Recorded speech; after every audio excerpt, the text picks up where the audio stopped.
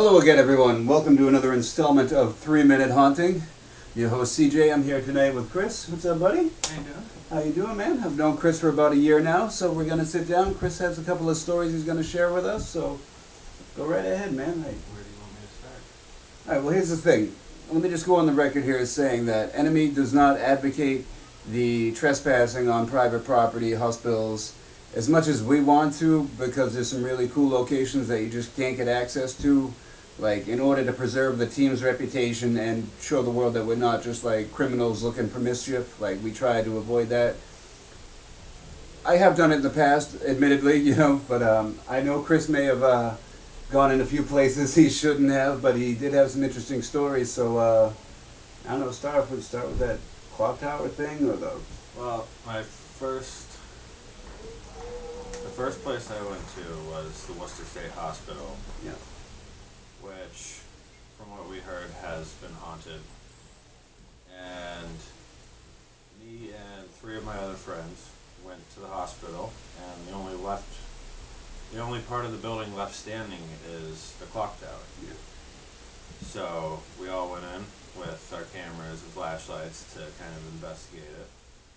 And we kind of walked around a little bit. We heard some pigeons upstairs kind of flapping around. Yeah. So we went upstairs to see what was going on up there. There was no one up there. And so we decided that we would go back downstairs. And when we were downstairs, we heard a loud voice say, "Get out of here." So at that point, we all kind of decided that we would split up in the building and make sure that no one else was in the building. Yep. And there was no one in the building.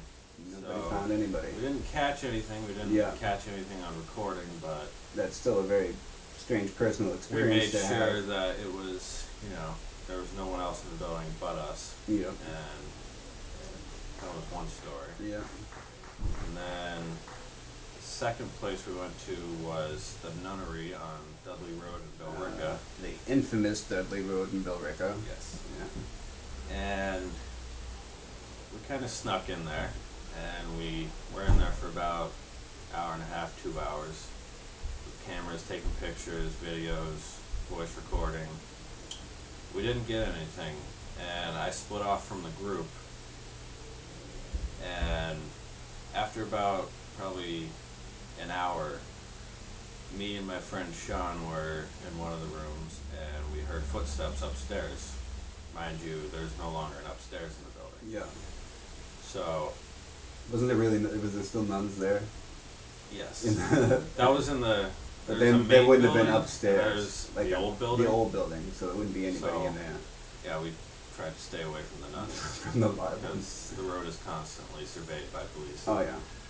So we tried to do an EVP session, and that turned up nothing. So I took a 24-hour one-time use camera, Yeah. went into one of the bathrooms, which was a little creepy, I have to say, Yeah. and I started snapping random pictures. And I set the camera up, and I kind of ducked behind a little broken piece of wall. Yeah. And I, started flashing pictures. So when we were done with the whole, investigation, Yeah. we went back to my house. The next day we developed the film, put it online, Yeah. went through the pictures slowly, and the first time we went through, we didn't get anything off of them. Then the second time, because my girlfriend was pretty adamant about trying to find something, Looking again. Yeah. we're all sitting there in the room. She kind of gets like this, "Oh shit, I just saw a ghost face" look. Yeah. The color drained. And she flips the computer around, zooms in, and up in the corner in the rafters, there's a small, kind of bluish gray face. Yeah. You can see the eyes, a little outline of a Yeah. nose. That's all we got out of that building. Yeah. So that was probably our best one so far. Yeah. And there was nothing you could see that could possibly, there's this thing called pareidolia, or I don't know if I pronounced that right, but it's the human mind is hardwired to see faces and random things. Yeah. And I mean, that's why people will see Jesus in a tortilla. You know what I mean? Or it's the same way when you look at clouds, you can see Well, animals and stuff. But I mean, it was pitch dark in there, yeah. So it's not like there's anything and even. the wooden rafters. Yeah, not gonna create a Yeah, bluish blue face too much. face. Yeah. I mean, Nice.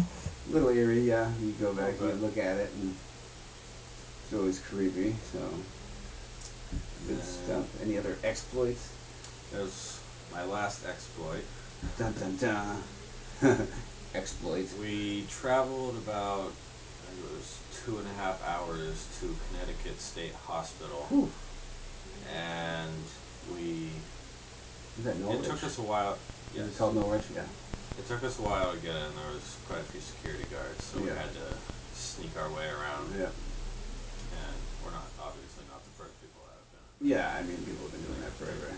We've looked it up online, and there's just hundreds of posts about Oh, people yeah. going Oh, in there yeah. seeing Pictures inside. random Yep. shit. Oh, yeah. So we finally made it in there. We're walking around, and the way that we had to go in was through the tunnels that link all of the buildings, Yep. which I have to say are quite creepy. Yep. And we're walking through the tunnel.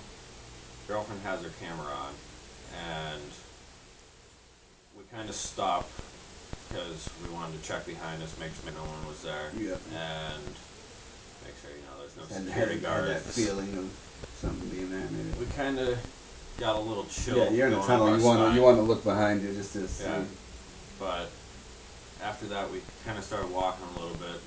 We went through this random cold spot, Yeah. and they say, because at the time my ex-girlfriend was pregnant, they say pregnant females Yep. get nauseous when they Yep. are around Yeah, it makes them more paranormal sensitive too. Yep. activities. And so she got nauseous, and that made us, Yeah. kind of wonder. Oh yeah. So we had one of my friends, he was walking backwards, controlling the camera. Me and her kept walking, we had a voice recorder on. And out of nowhere, we kind of hear like splashing behind us because there's puddles in, Yeah. Oh yeah. in those Dank, old yeah. tunnels. Dank and And damp. after the splash, there was like 2 or 3 footsteps, and then it just stopped. Yeah. So we walked back. There was nothing there. Yeah. We had flashlights and Yeah. all Couldn't that see great nothing. stuff. No animals. There was nothing. no one in that tunnel Yeah. but us. Or So so you thought. Somebody was down there. yeah. So we got that. I don't really have the evidence. My son's mother has the evidence of Yeah. that one. And after we were down there for about, I don't know, an hour, we went upstairs to where we saw on Ghost Hunters. Yeah. They were doing an EVP session, sitting in the hallway, and a few of the doors in the background Oh, is that just started opening. Chris Williams and Yeah. Amy are in there, right? And you see the door move behind them. So that was our main trigger to go there. And we went up there. We found the same hallway. Yeah.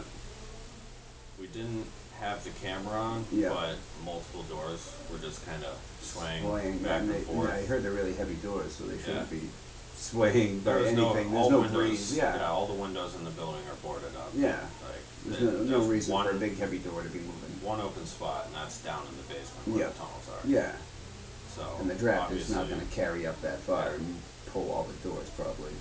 So after that, we kind of got a little spooked. Yeah. Because we heard some talking on the radios. Yeah. So we knew security was coming. So yeah, it was pretty much after that, it was the end of that. Time to pull up and get the hell out of there. We had to leave. Yeah. So nice. Well, I mean, you had some pretty good encounters. Yeah. Sounds like. Hopefully there will be more investigations to come. Yes, we want to crew. We want to get you on the right side of different things. crew.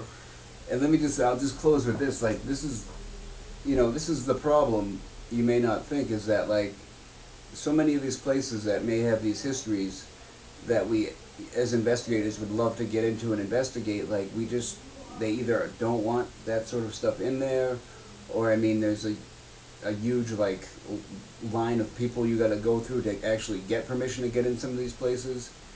And that's what, you know what I mean. If you've got the passion and the interest, that's what draws people to, you know, hop a fence or go under a fence or whatever. I mean, it's the curiosity. I mean, it's.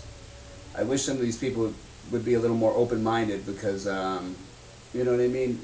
Not everybody that trespasses in somewhere is obviously up to no good. You know what I mean. But it's just, I don't know, man. As long as there's creepy abandoned places, there's gonna be people that sneak in, or there's gonna be people that try to get access, you know, the right way. And you know, I used to sneak into places too. There's places to this day that I see I'd like to sneak into. The Butler School and Mole being one of them that I've cased out, but you know what I mean. But like, I just gotta, you know, I just can't do it. You know, I'm not gonna risk the reputation of the team, or with my luck getting arrested and then having like Ghost Hunter arrested for trespassing, like on the front page of the Sun. You know what I mean? It's gonna give us all a bad rep. But I don't know. That was tonight's segment. Hope you all enjoyed it. Chris, thank you very much, man. I appreciate you for participating against your will, but he did it anyway. We'll see you next time.